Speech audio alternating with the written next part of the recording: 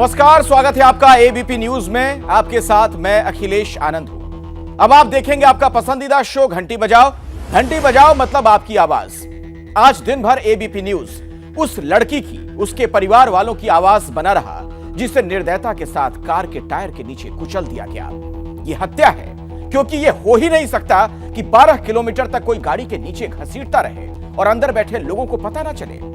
दिल्ली की उस बेटी के शव का पोस्टमार्टम हो गया, उसकी रिपोर्ट तो डॉक्टर देंगे, लेकिन हम आज घंटी बजाओ में दिल्ली पुलिस की नाकामी का पोस्टमार्टम करने वाले हैं। कसूर तो उन दरिंदों का है जो नशे में धुत होकर दिल्ली की सड़कों पर गाड़ी दौड़ाते रहे, लेकिन क्या वो कसूरवार नहीं जिनके जिम्मे दिल्ली की बेटियों की सुरक्षा थी और वो सोते पाए गए। निर्भया कांड के ठीक 10 साल बाद दिल्ली फिर शर्मसार हो गई। इस बार दिल्ली वालों ने अपना कर्तव्य निभाया। वो दिल्ली की बेटी के साथ खड़े रहे, लेकिन अपने लचर रवैये से दिल्ली पुलिस कटघरे में है। इसीलिए दिल्ली पुलिस की इस लापरवाही की घंटी बजानी बहुत जरूरी है। 8422840000 पर घंटी बजाइए और बताइए कि पुलिस का ऐसा अमानवीय चेहरा जनता को स्वीकार नहीं।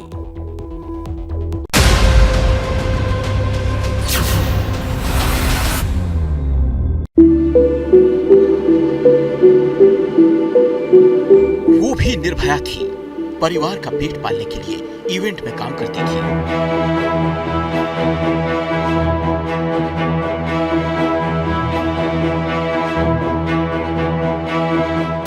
रात 3 बजे दिल्ली पुलिस के दावों के भरोसे वो अपनी स्कूटी पर निकली थी, लेकिन निर्भया का भरोसा फिर टूट गया। गाड़ी के नीचे घसीटा है मेरी बेटी को, मेरे बच्चे। मैं नहीं जानती किसी को, मैंने नहीं देखा किसी को। लेकिन इंसाफ की गुहार किससे? उसी दिल्ली पुलिस से जो कंझावला कांड के बाद खुद कटघरे में है। उस दिल्ली पुलिस से जो नए साल के मौके पर सोती पाई गई। वो दिल्ली पुलिस जो एक्शन में एक्टिव नहीं थी, पर रिएक्शन में एक्टिव जरूर नजर आई।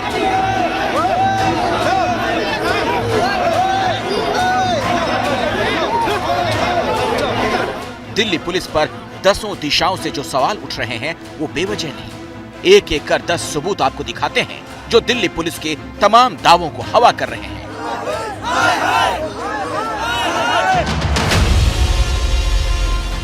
चश्मदीद दीपक ने 3:20 पर ही दिल्ली पुलिस को कॉल करके सबसे पहले दरिंदों की करतूत बताई थी। 3:20 पर देखिए, ये इमरजेंसी नंबर लिखा हुआ है। ये पहला कॉल था 3:20 पर पुलिस।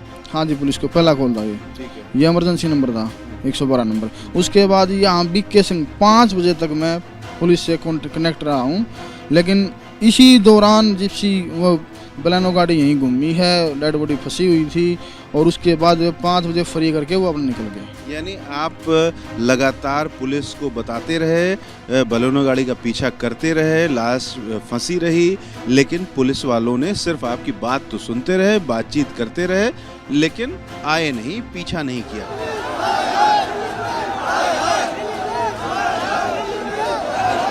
अब इसी कॉल के बाद से दिल्ली पुलिस कटघरे में है, क्योंकि दिल्ली पुलिस ना तो गाड़ी के साथ घसीटी जा रही दिल्ली की बेटी को बचा पाई, न ही गाड़ी को रोक पाई। वो भी तब जब चश्मदीद दीपक लगातार दिल्ली पुलिस को अपडेट करता रहा। पहले 2 पीसीआर थी, उनसे कोई बात नहीं हुई, ना वे रुके ना मैंने वो रुके।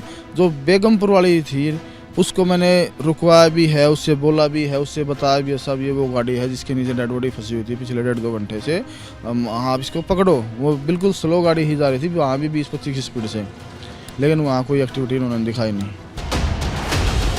दीपक का गुस्सा सिर्फ इतना ही नहीं, दीपक का दावा है उसने पुलिस वैन को भी घटना की जानकारी दी, लेकिन वो लोग सोते रहे। उसने गाड़ी को देख के एक बार तो रोड पे गाड़ी उतारी, मैंने बोला जनाब यही गाड़ी है, आप इसको पकड़ो, ये गाड़ी है। मैंने शीशा उतार के मैं उतर के भी गया उसके पास, मैं जनाब ये गाड़ी है जो लाश को ले घूम रही है पिछले 2 घंटे से 3 घंटे से, तो कम से कम 2 से तो है ही है, मगर यही गाड़ी है। वो एक बार मेरी तरफ लगा, वो बिल्कुल नशे में था जो भी ड्राइवर था। जनाब थे जो बड़े अफसर थे वो सो रहे थे कनेक्टर सीट पे। दीपक की बातों में दम इसलिए लग रहा है क्योंकि उसके पास पुलिस को की गई कॉल्स का रिकॉर्ड भी है। तड़के 3:20 से लेकर 5 बजे के बीच 8 नंबरों से करीब 16 से 20 बार बात हुई। दीपक का दावा है पुलिस को लगातार सूचना देने के बाद भी पुलिस ना तो गाड़ी को ट्रेस कर पाई ना रोक पाई। शुरुआत में कितनी बार कॉल कर ली थी आपने? तकरीबन मेरी पूरी कॉल हुई है 20 के आसपास, 20 मिनट नहीं, 20 बार कॉल हुई है। वो 4 मिनट की भी है, 14 मिनट की भी है, 1 मिनट की भी है, 29 सेकंड की भी है, 10 मिनट की भी है, सबसे अलग अलग है। वो वहाँ से कनेक्टेड थे आपसे, वहाँ से क्या बातें कर रहे थे आपसे? आपने नहीं बोला कि ये पीसीआर क्रॉस कर रहे हैं, ये कुछ बोल नहीं रहे हैं? मैं हर बार बोल रहा हूँ मैम, हर बार बोल रहा हूँ सब ये पीसीआर इसको कॉल भाई, ये तो कनेक्ट ही नहीं है हमसे। ये क्या बताएं हम क्यों कनेक्ट नहीं थी, या वो करना नहीं चाह रहे थे, या वे कोरे के नाम से डरे हुए थे, या वो मेरे को झूठा समझ रहे थे, इस बात का नहीं बता सकते। इतना ही नहीं, पुलिस के दावों को दीपक खारिज कर रहा है। पुलिस का दावा है कि सामान्य एक्सीडेंट का केस है, जबकि चश्मदीद हत्या का दावा कर रहा है। पुलिस का दावा है गाड़ी में म्यूजिक बज रहा था, चश्मदीद का दावा है गाड़ी में म्यूजिक नहीं बज रहा था। सब आवाज गाड़ी से बाहर कोई आवाज नहीं आ रही थी म्यूजिक की, किसी भी प्रकार की। गाड़ी से बाहर सिर्फ वही आवाज आ रही थी, और वो कम से कम 100 मीटर दूर से सुनाई देने वाली आवाज थी। हल्की आवाज नहीं थी कि पास से, कम 50-100 मीटर दूर से आवाज महसूस करी जाती कि हाँ कोई आवाज आ रही है, कोई गाड़ी का टायर वायर फटा हुआ है, इस प्रकार की आवाज थी। फटने के टायर फटने के बाद जैसे गाड़ी चलती है ना आवाज करती है, वैसी आवाज थी। यानी आप कह रहे हैं कि गाड़ी के नीचे फंसी हुई डेड बॉडी की जो आवाज थी कार से लड़ने और जमीन से लड़ने की, वो काफी तेज थी। हाँ वो काफी तेज। तो सामान्य तौर पर अगर कार के शीशे बंद भी हों तो एक धमक आती है बाहर, इस तरह का आपने कुछ भी महसूस नहीं किया? नहीं, इस तरह कुछ महसूस नहीं किया। लेकिन हैरत की बात तो ये कि घटना के 36 घंटे बाद भी चश्मदीद दीपक से दिल्ली पुलिस ने संपर्क नहीं किया। दिल्ली पुलिस फोरेंसिक जांच और क्राइम सीन रिक्रिएट कराने में लगी है, लेकिन सामने आए चश्मदीद के प्रति बेरुखी दिखा रही है। ऐसे में दिल्ली पुलिस पर सवाल तो उठने ही है। पुलिस का कहना है कि घटना का कोई चश्मदीद नहीं। जो इन्वेस्टिगेशन है वो एक डायनेमिक प्रक्रिया है, उसमें जैसे जैसे हमारे पास एविडेंस आता जाएगा, कोई इलेक्ट्रॉनिक एविडेंस होगा या कोई आई विटनेस होगा, तो उसके आधार पर इन्वेस्टिगेशन आगे बढ़ेगा और जल्दी से जल्दी हम इसमें इन्वेस्टिगेशन कंप्लीट करें। लेकिन एबीपी न्यूज एक और चश्मदीद को सामने लाया। ये है विकास, जो जोमेटो में डिलीवरी बॉय का काम करता है। उस रात वो कंझावला वाले रोड पर ही था। उसने लड़की को गाड़ी में फंसे देखा। उसने भी बाइक पर गश्त कर रहे पुलिसकर्मियों को बताया, लेकिन उसकी बात भी अनसुनी कर दी गई। कंझावला रोड की तरफ जब उन्होंने सिंगल रोड पे यूटर्न मारी तो उनकी गाड़ी से आवाज आई बहुत तेज, क्योंकि गाड़ी की स्पीड थी, इस वजह से। मैंने जैसे ही आवाज आई तो मैंने मुड़ के देखा। उस टाइम जब मैंने मुड़ के देखा तो लड़की का सर लटक रहा था, तो मैं देख के थोड़ा डर भी गया, थोड़ा बस एक अजीब सा ही लगा, पटंगा सके हो क्या गया, क्या देख लिया। उस टाइम मैंने अपना पहले तो ऑर्डर रेस्टोरेंट पे गया तो सोचता रहा बहुत देर। फिर मैंने अपना ऑर्डर पूरा करने के बाद जहाँ वो चौकी थी उधर की तरफ से मुझे निकलना था, तो मैंने चौकी पे देखा। चौकी पे उस टाइम कोई नहीं था जिसे मैं इन्फॉर्म करता। चौकी से थोड़ी आगे गया तो 2 अपाची बाइक पे पुलिस वाले आ रहे थे। उनको मैंने इन्फॉर्म करा कि सर ऐसे ऐसे बात है, ऐसे ऐसे मैंने लड़की देखी, आप एक बार चेक कर लो। कंझावला की तरफ गई है, वो कंझावला रोड पे कंझावला की तरफ गई है गाड़ी। तो उन्होंने मेरे से बस यही बात बोली थी कि तेरे तो नहीं लगी? मगर नहीं जी, तू ठीक है ना? मगर हाँ, तो जा फिर हम देख लेंगे। संवाददाता मनोज के सामने विकास ने घटना का वक्त 3 बजे बताया, यानी दीपक से पहले विकास ने दिल्ली की बेटी को गाड़ी में फंसे हुए देखा था। इससे दिल्ली की सड़कों पर घिसटती बेटी और सोती पुलिस का काला सच सामने आ रहा है। मौका न्यू ईयर का था, दावे थे, सुरक्षा इंतजाम कड़े हैं, लेकिन ऐसा होता दिखा नहीं, क्योंकि आरोपी घंटों तक शव के साथ घूमते रहे। यही वजह है कि दिल्ली पुलिस पर लगातार सवाल उठ रहे हैं।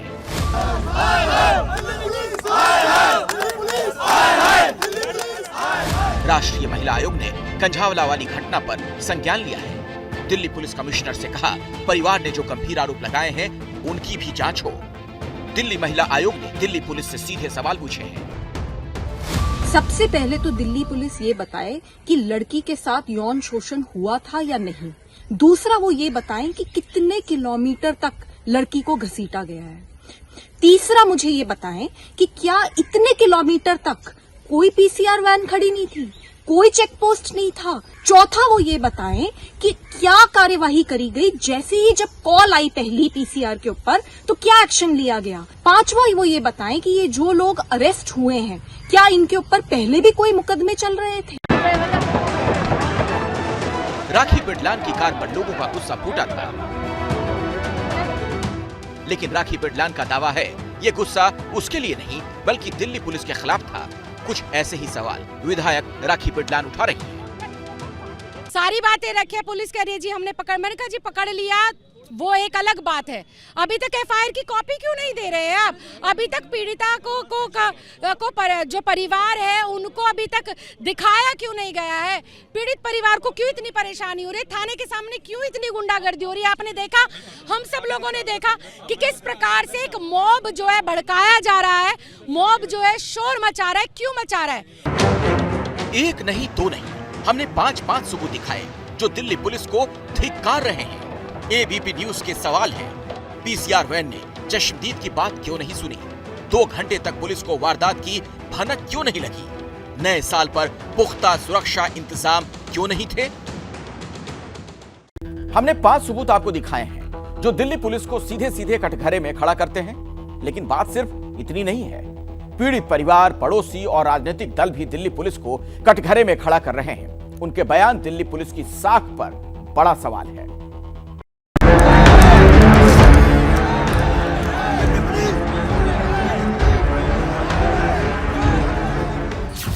पोस्टर फाड़ते इन लोगों को देखिए। ये लोग बीजेपी नेता मनोज मित्तल का पोस्टर फाड़ रहे हैं। ये नाराजगी इसलिए क्योंकि आरोपियों में मनोज मित्तल भी शामिल है। लोगों का कहना है कि स्कूटी बरामद होने की जगह से सिर्फ 100 मीटर पर मौजूद है मनोज मित्तल की राशन की दुकान। घटना की रात बलेनो कार और स्कूटी आसपास देखी गई थी। अंकुर, आप ये बताइए कि स्कूटी कहाँ मिली? स्कूटी सर इस जगह मिली है, सुबह 4:30-5 बजे की बात है। ये घर वाला भाई है उमेश भाई, इनके द्वारा देखी गई है। 4:30-5 बजे पुलिस वाले यहाँ से स्कूटी लेके गए हैं। हाँ जी, यहाँ बरामद। मतलब ये जो है सुल्तानपुरी का कृष्ण विहार, ये सुल्तानपुरी कृष्ण बिहार नहीं, कृष्ण बिहार है सर। सुल्तानपुरी अलग है, कृष्ण बिहार अलग है। ये कॉलोनी है, टच है आपस में। सटी हुई है। हाँ, सटी हुई है। यहाँ से कितना दूरी है ये P1 ब्लॉक की? सर 50 मीटर या 100 मीटर, ये रहा सामने टक्कर पे 100 मीटर। हाँ जी, P1 ब्लॉक 100 मीटर है। 100 मीटर है सर। 100 मीटर पे तो फिर P1 ब्लॉक में मनोज मित्तल की दुकान है जी सर। हाँ जी सर, राशन की उनकी दुकान है मनोज मित्तल जी की। इस जगह से मनोज मित्तल की राशन की दुकान 100 मीटर की दूरी पर है। स्थानीय निवासी का दावा है कि रात 1:54 पर गाड़ी सीसीटीवी में दिखी और ऐसे में पुलिस की थ्योरी पर सवाल उठ रहे हैं, जिसमें मूर्थल से लौटने की बात कही जा रही थी।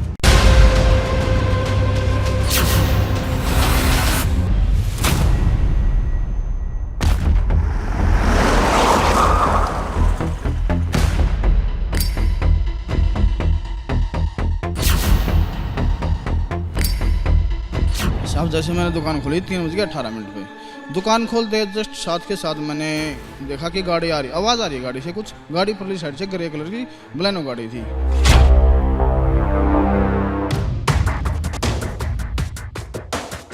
उसके बाद बिल्कुल दुकान के सामने आने से पता चला कि इसके नीचे तो कोई डेड बॉडी फंसी हुई है। उसमें डेड बॉडी थी एक लड़की की, पैर आगे फंसे हुए थे कंडक्टर साइड में और सिर था उसके पीछे।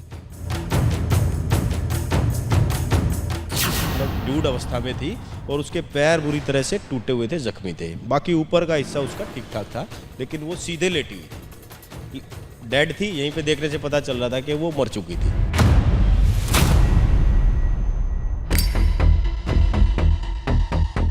इस जो व्हील है इसके अंदर के हिस्से में आगे की ओर पैर फंसा था और पीछे का ये जो हिस्सा है यहाँ पर उसकी जो बॉडी थी वो थी और इस जगह कहीं उसका सर था। तो दोनों पहियों के बीच में अंदर की ओर उसका पैर था और बाहर उसका सर था। नमस्कार, आप एबीपी न्यूज देख रहे हैं। मैं अखिलेश आनंद हूं। 31 दिसंबर की रात, जब पूरा देश नए साल के स्वागत के जश्न में डूबा हुआ था, उसी रात देश की राजधानी दिल्ली में बीच सड़क पर हैवानियत की हद पार करने वाला वो हादसा हुआ जिसकी गूंज से पूरा देश सन्न है। दिल्ली की बेटी को 10 से 12 किलोमीटर दूर तक कुछ हैवान घसीटते रहे।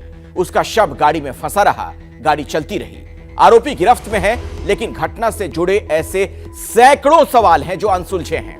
हम आपको 5 गवाही दिखाने जा रहे हैं, वो गवाही जो तीसरी आंख के रडार में कैद हुई हैं। कैमरे में गुनाह और गुनहगार दोनों दिखाई दे रहे हैं। तो आप देखिए कि आखिर क्या कहती है थर्ड आई इन्वेस्टिगेशन। 1, 2, 3, 4, 5 टीवी स्क्रीन पर मौजूद ये तीसरी आंख की वो 5 गवाही है जिसे देखकर हिंदुस्तान सन्न हो गया है।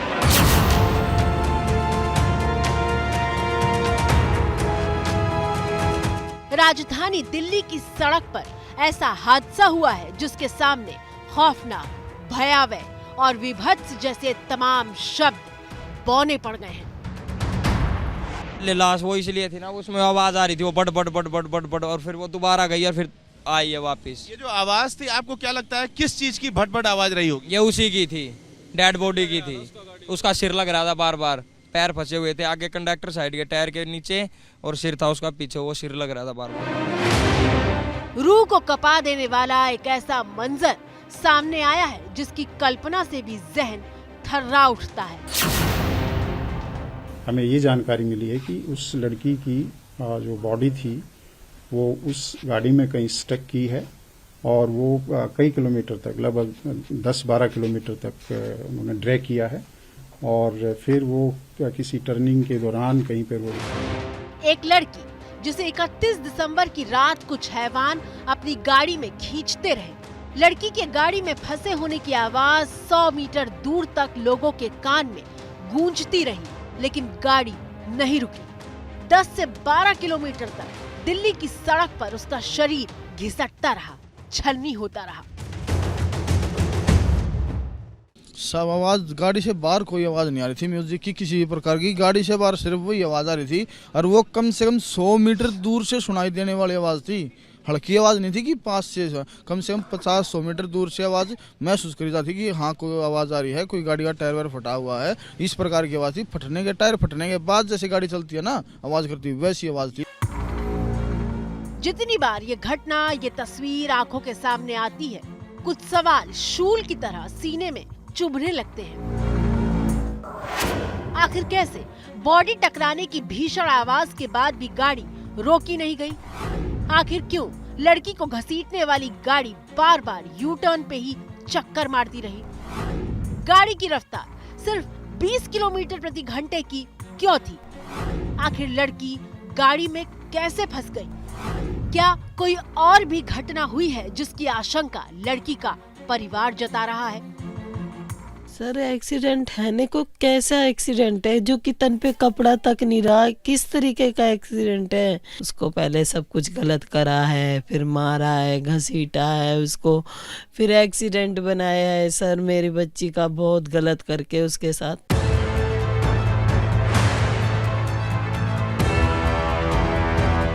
आरोपी पुलिस की गिरफ्त में है।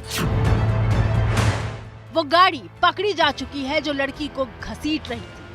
पुलिस जांच कर रही है, लेकिन बावजूद इसके सैकड़ों सवाल इस पूरी घटना को रहस्य बनाए हुए हैं। इस एरिया की अगर हम बात करें, क्योंकि 31 और 1 की दरमियानी रात इसी रोड पर वो कार देखने को मिली, तो ऐसे में दोनों तरफ क्योंकि खेत है, काफी सुनसान ये इलाका है, इक्का दुक्का लोग यहाँ पर रात को जरूर नजर आ जाते हैं। लेकिन अगर हम पेट्रोलिंग की बात करें तो पुलिस यहाँ पर पेट्रोलिंग करती रहती है, लेकिन क्या फायदा उस पेट्रोलिंग का जिस पुलिस ने कोई एक्शन ही नहीं लिया। और सबसे बड़ा सवाल कि क्या न्यू ईयर के टाइम पर भी पुलिस ने पुख्ता तैयारियां नहीं की थी? क्या पुलिस की पेट्रोलिंग में कोई कमी रह गई है? क्या पुलिस की जांच में कोई कमी रह गई है? और यही वजह है कि तमाम जो पीड़ित परिवार के लोग हैं, परिजन हैं, वो पुलिस पर सवाल उठा रहे हैं। और इन सवालों के साथ मौजूद है सीसीटीवी तस्वीरें। सामने आए हैं कुछ चश्मदीद जिन्होंने लड़की की बॉडी को कार से घिसटते हुए देखा है। हम बारी बारी तीसरी आंख यानी सीसीटीवी की तस्वीरें सिलसिलेवार तरीके से आपको दिखाने जा रहे हैं और सुनाने जा रहे हैं। चश्मदीदों की आंखों देखी जो इस पूरी घटना को तफसील से समझाएंगी कि आखिर 31 दिसंबर को दिल्ली की सड़क पर हैवानियत का कैसा नंगा नाच हो रहा था।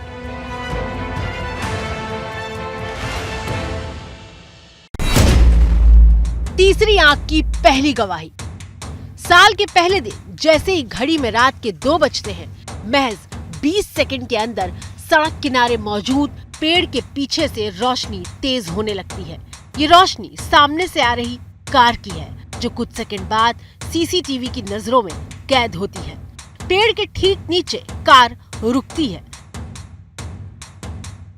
12 बार लगातार डिपर मारती है और फिर वहां से आगे बढ़ जाती है। सीसीटीवी में गाड़ी के रुकने की वजह समझ नहीं आ रही है, क्योंकि टिन शेड की वजह से आगे क्या है वो नजर नहीं आता। ये इस वारदात का पहला सीसीटीवी फुटेज है जिसमें आरोपी की कार इस फुटेज में साफ तौर पर रात 2 बजे नजर आ रही है। लेकिन इस फुटेज को देखकर ये साफ नहीं हो पा रहा कि इस वक्त आरोपी लड़की को घसीट रहे हैं या नहीं। लेकिन ये तस्वीरें कुछ सवाल जरूर खड़े करती हैं। तो पुलिस को दिए हुए बयान में आरोपियों ने ये बताया कि स्कूटी से एक्सीडेंट होने से पहले वो लोग मूर्थल गए थे, लेकिन ये तस्वीरें घटनास्थल की बताई जा रही है। अब ऐसे में एक बड़ा सवाल ये होता है कि अगर 3 बजे के बाद ये हादसा हुआ तो 2 बजे आरोपी इस घटनास्थल पर क्या कर रहे थे। तीसरी आंख की दूसरी गवाही। पहले वीडियो के करीब 1 घंटे बाद वारदात का दूसरा सीसीटीवी फुटेज सामने आता है। सुनसान सड़क है, स्ट्रीट लाइट जली हुई है। ये वीडियो दिल्ली के लाडपुर गांव का बताया जा रहा है। कुछ सेकंड बाद फ्रेम में बलेनो कार दाखिल होती है। पहली बार बलेनो कार के नीचे एक बॉडी जैसी चीज नजर आती है। माना जा रहा है कि ये उस लड़की की बॉडी है जिसे बलेनो में सवार 5 दरिंदों ने 10 से 12 किलोमीटर तक घसीटा।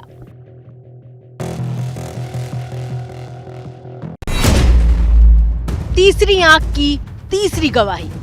करीब 12 मिनट बाद बलेनो कार फिर से नजर आती है। ये दिल्ली का कंझावाला इलाका है। सीसीटीवी के दूसरी तरफ वाली सड़क से 2 गाड़ियां गुजरती हैं और फिर सीसीटीवी की तरफ वाली रोड से एक गाड़ी निकलती है। इस गाड़ी के गुजरते ही दूसरी तरफ से बलेनो कार दिखाई देती है। कार के सड़क के दूसरी तरफ होने की वजह से लड़की की बॉडी नजर नहीं आती। पास में ही यू टर्न भी होता है, लेकिन बलेनो कार रफ्तार से आगे निकल जाती है। लेकिन जो सीसीटीवी में नहीं नजर आया वो देखा दीपक ने। यही वो वक्त है जब कंझावाला इलाके में मिठाई की दुकान चलाने वाले दीपक ने गाड़ी के साथ शव को घसीटते हुए देखा था। सुनिए दीपक की आंखों देखी। थोड़ी दूर थी, मैंने सोचा टायर वायर फट रहा हुआ, टायर फटने की आवाज आ रही है। उसके बाद बिल्कुल दुकान के सामने आने से पता चला कि इसके नीचे तो कोई डेड बॉडी फंसी हुई है। फिर मैंने 3:20 पे अपने 112 नंबर डायल किया। मैंने बताया माँ जी ऐसी बात है, कोई डेड बॉडी गाड़ी में फंसा रहा है और ऐसे जा रहा है परली साइड से, माँ कंझावला से कुतुबगढ़ जा रहा है। फिर उन्होंने मेरे से दोबारा संपर्क किया। जो अपने 100 नंबर वाली गया, उस 112 नंबर वाली कॉल अटेंड करते हैं। वो पीसीआर वाले का फोन आया, बोला ऐसी बात है भाई। माँ जी है, बोला किस साइड गाड़ी गई है? माँ जी इस साइड गई है। बोला ठीक है। तो इतनी देर में 10 मिनट के जस्ट बाद 3:30 पे गाड़ी दोबारा आ रही है हमारी दुकान के सामने। वो परली साइड से वो आगे से यू टर्न करके वापस आ गए। तो मैंने देखा तो मैंने दोबारा फ़ोन किया 100 नंबर पे। वो स्टाफ का नंबर अपने पास आ चुका था, मैंने उसी के पास फ़ोन किया। माँ साहब ऐसी बात है, वो गाड़ी दोबारा माँ बिल्कुल अपनी दुकान के सामने से निकली है, लाडपुर में घुस रही है, कंझावला साइड जा रही है। बोला ठीक है हम पहुँच रहे हैं। तीसरी आंख की चौथी गवाही। देर रात 3:28 का वक्त हो रहा था। कंझावाला में इसी जगह पर करीब 11 मिनट बाद बलेनो कार फिर नजर आती है। इस बार कार सीसीटीवी कैमरे वाली तरफ थी। कार के नीचे एक बार फिर डेड बॉडी दिखाई देती है जिसे कार घसीट रही है। और करीब करीब यही वो वक्त था जब बलेनो कार दोबारा दीपक की मिठाई की दुकान के सामने से गुजरी थी। जब दोबारा मिठाई की दुकान के सामने से बलेनो कार गुजरी तो दीपक ने स्कूटी से कार का पीछा करने का फैसला किया। अब मैंने क्या किया, मैंने स्कूटी उठाई अपनी और मैं उसकी तरफ निकल लिया। गाड़ी के पीछे पीछे मैंने गाड़ी अपनी स्कूटी लगा दी। तो आगे तक जैसे कंझावला से पहले उसने फिर घुमा दी गाड़ी। अब सब रोकने की तो अपनी हिम्मत हुई नहीं, लेकिन फिर भी गाड़ी दिख रहा है, सब फंसा हुआ है। और मैंने आगे से फिर उसके साथ मैंने भी अपनी स्कूटी घुमा दी। जैसे इस बात के अंदर से अपनी पीसीआर वाले से ही बात हो रही है, दनादन साथ के साथ। और फिर उसके साथ ही मैंने चल रहे थे। तो आगे जाके अपनी दुकान फिर जिस टाइम आगे आती है तो मैं वहाँ स्कूटी छोड़ देता हूँ। अपनी लोडिंग गाड़ी है कि उसको ले लेता हूँ। एक लड़का और था अपना काम करने वाला साथ में, भैया उसके साथ हम फिर जा रहे हैं। गाड़ी एक बार फिर यू टर्न से घूमकर आ चुकी थी। दीपक ने स्कूटी छोड़कर अपनी बोलेरो गाड़ी उठाई और पीछा करने लगे। एबीपी न्यूज संवाददाता अपर्णा उस यू टर्न पर मौजूद है जहां 2 बार शव के साथ गाड़ी ने चक्कर लगाए थे। मेरे पीछे आप वो जगह देख रहे हैं, वो यू टर्न देख रहे हैं जो उन तस्वीरों में कैद हुआ है जहां कंझावला कांड के आरोपियों की गाड़ी यू टर्न लेती हुई साफ तौर पर देखी जा सकती है और उस गाड़ी के नीचे कुछ शव जैसा अटका हुआ है या यूं कहे कि फंसाया हुआ है या फंसा हुआ है, वो उन तस्वीरों में साफ तौर पर देखा जा सकता है। इसी मोड़ पर यू टर्न लेते हुए वो गाड़ी वहां लगे कैमरे में कैद हुई है और अब उसी फुटेज के आधार पर जो पुलिस है वो उस जांच को आगे बढ़ा रही है। अगर मैं इस लोकेशन की बात करूं तो इस लोकेशन से जहां इस वक्त मौजूद हूं, मेरे सीधे हाथ की तरफ अगर आप देखेंगे जो रास्ता जा रहा है वो चश्मदीद दीपक की दुकान की तरफ जाता है और लगभग 2.5 किलोमीटर की दूरी पर उस दीपक नाम के शख्स की दुकान है जो इस पूरे हादसे का चश्मदीद बना, जिसने आरोपियों को उस गाड़ी को बार बार इस सड़क से दौड़ाते हुए देखा, जिसने देखा कि आरोपियों की गाड़ी के नीचे लड़की का शव फंसा हुआ है। और ऐसे में दीपक ने जब उन आरोपियों का पीछा करना शुरू किया तो उसने ये भी पाया कि इसी मोड़ से उन आरोपियों ने अपनी गाड़ी को एक नहीं बल्कि 2 बार मोड़ा है, यू टर्न किया है। यानी कि उस वारदात की रात आरोपी बार बार इस दायरे में लगभग अपनी गाड़ी को लगातार बार बार घुमाते रहे, जो यहाँ लगे कैमरे में कैद हुआ है। तीसरी आंख की 5वीं गवाही। ठीक 6 मिनट बाद 3:34 पर बलेनो कार एक बार फिर नजर आती है। अचानक कार सामने दिख रहे यू टर्न पर मुड़ती है। एक बार फिर बलेनो कार के नीचे डेड बॉडी जैसी चीज दिखाई देती है। वहां मौजूद कुत्ते भी कार का पीछा करते हैं। कुत्ता यू टर्न पर ही रुक जाता है और बलेनो कार आगे बढ़ जाती है। जैसे ही गाड़ी आगे बढ़ती है तस्वीर और साफ होने लगती है। कार के नीचे से हाथ और पैर साफ नजर आने लगते हैं। ये तस्वीर भी कंझावाला की बताई जा रही है और इसके कुछ देर बाद बॉडी कार से अलग हो जाती है। दीपक पीछा कर रहे थे लेकिन स्कूटी छोड़कर गाड़ी बदलने में उन्हें देर हो गई थी। फिर जा रहे हैं जैसे स्कूटी अदला बदली मर गाड़ी निकालने में हम 2 मिनट 3 मिनट गैप में हो गया गाड़ी से, लेकिन प्रशासन से मैंने फिर भी बता दिया था माँ गाड़ी साहब अब भी आपकी साइड ही आ रही है। और इन सीसीटीवी तस्वीरों के साथ लगातार कुछ चश्मदीद सामने आए हैं। एबीपी न्यूज लगातार कंझावाला की खबर दिखा रहा है। एबीपी न्यूज संवाददाता सोनल वारदात वाली जगह पर मौजूद थी। कुछ सवालों के जवाब जानने की कोशिश कर रही थी। इसी दौरान कुछ चश्मदीदों से हमारी बात हुई जो पूरे मामले को एक नया मोड़ दे रहे थे। चश्मदीदों के मुताबिक उन्होंने उसी ग्रे कलर की बलेनो में लड़की को बेहोशी की हालत में देखा था। नरेंद्र, क्या कुछ देखा आपने, आप बताइए। मैम बुलानो गाड़ी थी, यहाँ से आई थी वो 1 मिनट यहाँ पे रुकी थी बस। वो उसमें एक लेडीज और एक जेंट्स, लेडीज जो है बेहोशी की हालत में देखी थी मैंने बस, और कुछ नहीं से ज्यादा। आपको गाड़ी के जो है शीशे जो है 50% ब्लैक ही होते हैं, इतना क्लियर दिखाई नहीं दिया। लेडीज में हाथ ही थे बेहोश लेडीज, ना उसका चेहरा दिखाई दिया ड्राइवर का, ना कैसा था वो। और ये कितने बजे की घटना बता रहे कि कितने बजे? टाइम होगा 11:15 के आसपास, 11:10 के इतने बजे। एबीपी न्यूज लगातार इस खबर से जुड़ा हर अपडेट आप तक पहुंचा रहा है। हमने कल आपको सबसे पहले दीपक नाम के चश्मदीद के जरिए दरिंदगी की पूरी कहानी बताई थी। 36 घंटे के बाद अब जाकर पुलिस की नींद खुली है। सूत्रों के हवाले से जानकारी ये कि दीपक को पुलिस ने पूछताछ के लिए बुलाया है और इस वक्त दीपक सुल्तानपुरी थाने में ही है। वहां पर दीपक से पूछताछ की जाएगी। दीपक ने एबीपी न्यूज पर यह पूरी जानकारी दी थी। दिव्यांकर हमारे साथ जुड़ गए, हमारे सहयोगी इसी खबर पर और अधिक जानकारी आपको देंगे। दिव्यांकर, तो आखिरकार दिल्ली पुलिस की नींद खुली एबीपी न्यूज पर लगातार खबर दिखाए जाने के बाद, और अब पूछताछ होगी चश्मदीद से। जी बिल्कुल अखिलेश, मैं आपको ये बताना चाहूंगा कि जैसे जो सीन रिक्रिएशन से पहले दीपक का जो बयान है, दीपक से जो पूछताछ है, दीपक का स्टेटमेंट है, वो काफी ज्यादा अहम हो जाता है। तो इसी के चलते आज दिल्ली पुलिस की जो टीम है एक गाड़ी के साथ, जिसमें law and order Sultanpuri Praveen Kumar के साथ एक टीम वहां पर दीपक की जो दुकान है कंझावला पे जिस जगह पर ये पूरी लड़की का शव मिला था उसके थोड़ा 2 किलोमीटर पहले जो दुकान है वहां पर पहुंची थी और टीम के साथ वहां से दीपक को तकरीबन 9 बजे के करीब यहाँ पर सुल्तानपुरी थाने में लाया गया है। और जो जानकारी सूत्रों से निकल कर आ रही है उसमें दीपक फिलहाल अभी थाने के अंदर ही है और उससे लगातार पूछताछ आगे चल रही है। सीन रिक्रिएशन की बात की गई है तो आज हो सकता है सीन रिक्रिएशन किया जाए, तो उसके चलते दीपक की जो दीपक के जो बयान है, दीपक के जो बात निकल कर आएगी, जैसे दावे उसने एबीपी न्यूज पर किए हैं, तो वो सब चीजें काफी ज्यादा अहम हो जाती हैं, जिसके चलते पूछताछ के लिए यहाँ पर सुल्तानपुरी थाने दीपक को लाया गया है। ये बात बड़ी चौंकाती भी है दिव्यांकर। देखिए, पहले तो पुलिस इस बात से इनकार करती रही कि कोई चश्मदीद है इस मामले का, लेकिन एबीपी न्यूज इस मामले में लगातार दर्शकों को आगे रखता रहा। हम लगातार इससे जुड़ी खबरें दिखाते रहे और उसका नतीजा देखिए कि अब पुलिस को भी यह बात स्वीकार करनी पड़ी है और अब बुलाया गया दीपक को पूछताछ के लिए। इस पूछताछ से क्या निकलता है, इस पर हमारी नजर बनी रहेगी। दिव्यांकर, बहुत बहुत शुक्रिया इस पूरी जानकारी के लिए। फौरन लौटेंगे इस खबर पर कुछ और अपडेट के साथ। आप देखते रहिए एबीपी न्यूज। जैसे ही घड़ी का काटा दोपहर 2:30 पे आए, बबीता जी का दिल सास बहू साजिश के लिए मचल जाए। और ये है इनकी बहू, पूरे दिन ऑफिस की टेंशन हो जाए गॉन जब ये करें अपना फेवरेट शो फ्री टाइम पे ऑन। इनकी तरह आप भी देखिए अपना फेवरेट शो अपने टाइम पर और डाउनलोड कीजिए एबीपी लाइव ऐप अपने स्मार्ट टीवी पर।